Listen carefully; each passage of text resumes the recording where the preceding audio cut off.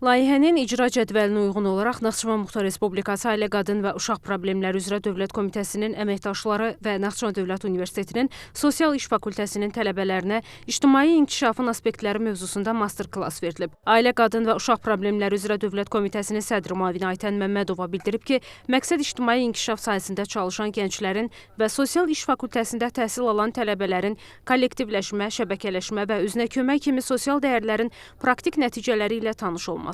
Həmçinin onların regiondakı qadın kooperativlərinin inkişaf perspektivində layiqli kadrlar kimi yer almasına nail olmaqdır. Azərbaycan Kənd Qadınları Assosiasiyası İctimai Birliyinin sədri Gülbəniz Qəmbərova bildirib ki, hal-hazırda ölkənin 24 rayonunda geniş tətbiq olunan və kollektiv agrobizneslərin uğurlu nəticələri ilə kənd qadınlarının gəlirlərinin artmasına hədəflənən bu kimi layihələr mühüm əhəmiyyət daşıyır.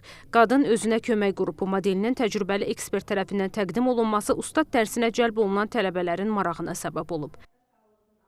Bu master-klassın məqsədi ondan ibarətdir ki, bu sahədə təhsil alan tələbələr gələcəkdə Naxçıvanda fəaliyyət göstərən qadın kooperativlərinin fəaliyyətində özlərinin layiqli rolunu və layiqli yerini müəyyən eləyə bilsin və onların fəaliyyətinə öz sosial iş bilik və bacarıqları ilə dəstək ola bilsinlər.